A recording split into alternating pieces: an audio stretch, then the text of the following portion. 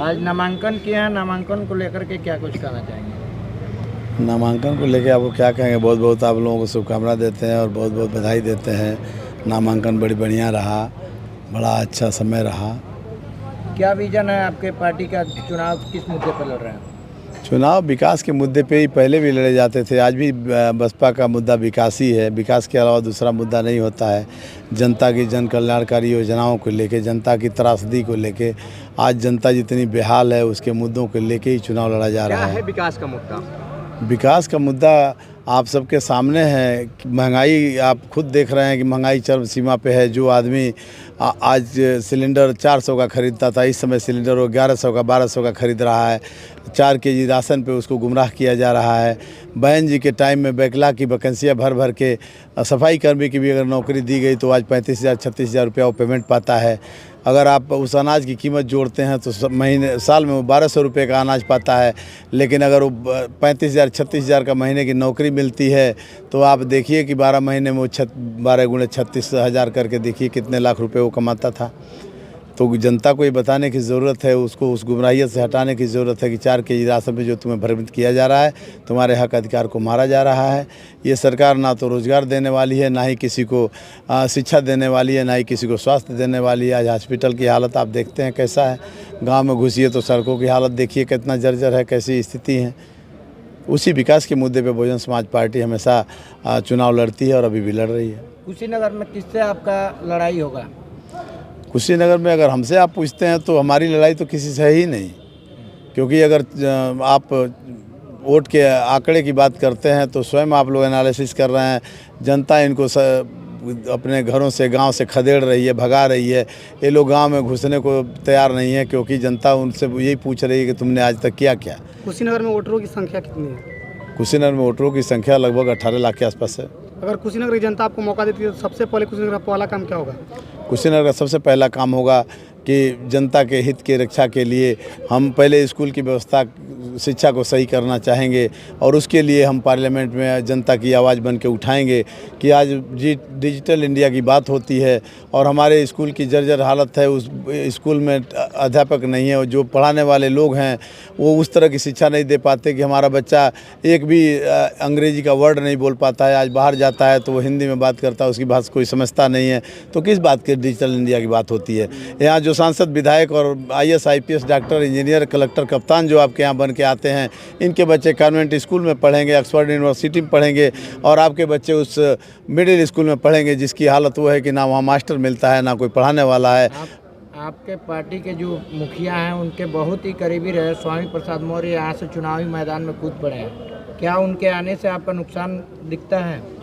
देखिए, माननीय मंत्री जी बड़े नेता हैं, उनके बारे में कोई छीटाकशी नहीं करना चाहता हूं, लेकिन आप सब जानते हैं कि माननीय बहन जी के वजह से उनकी पहचान थी और अपने स्वयं का ऐसा कोई कारनामा नहीं था।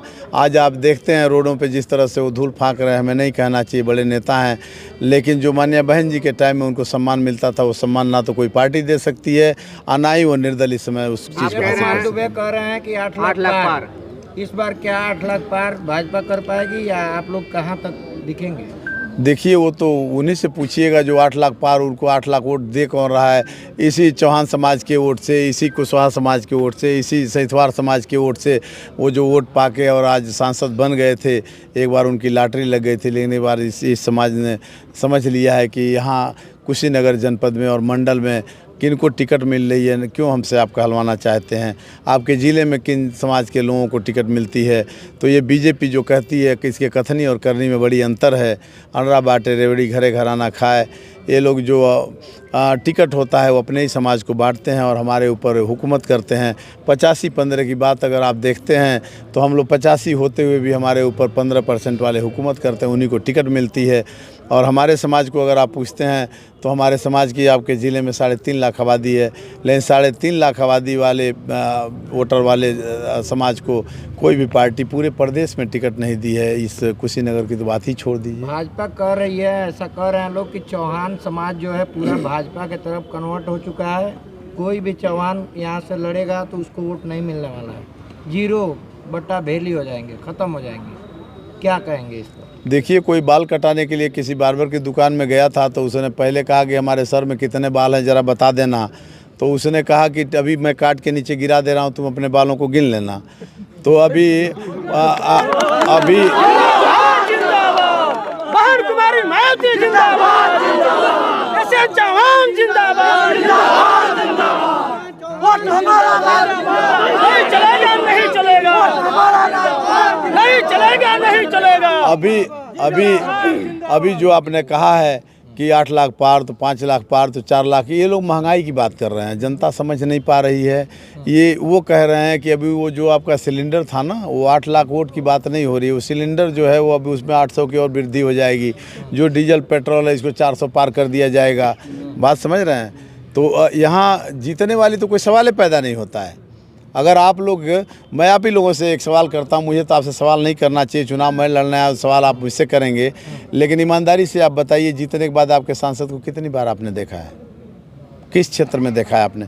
अभी आपके सोगी बरवा के लिए जब वहाँ ये लोग कभी कभी बोलते हैं कि डबल इंजन की सरकार, ट्रिपल इंजन की सरकार, और पूरा ही सरकार नीचे से ऊपर तक इन्हीं की है, लेकिन सोगी बरवा और कुशीनगर और महाराजगंज के लोग आज जिस तरह के जीवन यापन कर रहे हैं, आप सबसे अछूता नहीं है।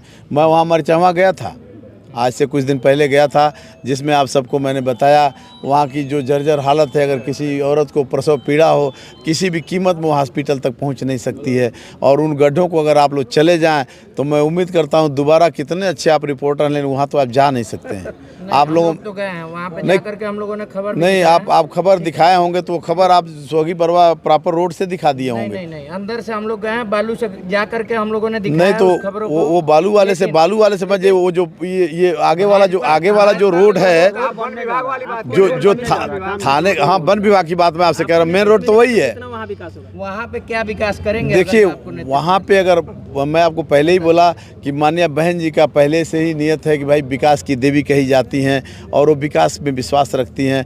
माननीय बहन जी के टाइम में आप देखेंगे तो कितने IIT बनाए गए, कितने इंटर कॉलेज बनाए गए, कितने डिग्री कॉलेज बनाए गए, कितने हाई स्कूल बनाए गए, बेटियों को लैपटॉप दिया गया, क्या क्या सुख सुविधा नहीं दिया गया। और आज आपको बता देता हूँ कि अगर हमको सांसद के रूप में आप लोग स्थापित करते हैं और यहाँ की जनता स्थापित करती है, तो ये मैं आपको भरोसा दिलाना चाहता हूँ कि जो काम ये बीजेपी से डबल और ट्रिपल इंजन की सरकार न कर सकी, वो हम सरकार से लड़ाई लड़के जनता की आवाज़ बन के उस जनता के हित के लिए वहाँ हम ज़रूर उस मुद्दे को उठाएंगे और उनको राहत पहुँचाने का काम। लास्ट में क्या कहना चाहेंगे कुशीनगर की जनता से? कुशीनगर की जनता से मैं यही कहना चाहता हूँ कि अगर आप चौमुखी विकास चाहते हैं और आप चाहते हैं कि आपके बच्चे अच्छा शिक्षा ग्रहण करें, अच्छा पढ़ाई लिखाई करें, अच्छा अपना स्वास्थ्य को प्राप्त करें और आपको महंगाई से निजात मिले, इसके लिए आपको यहाँ का सांसद बहुजन समाज पार्टी के प्रत्याशी को चुनना होगा। अदरवाइज जो आप अपने फटे हाल पे हैं, अगर नहीं चुनते हैं तो फटे हाल पे ही आपको रहना पड़ेगा। यहाँ आपको कोई पूछने वाला नहीं है।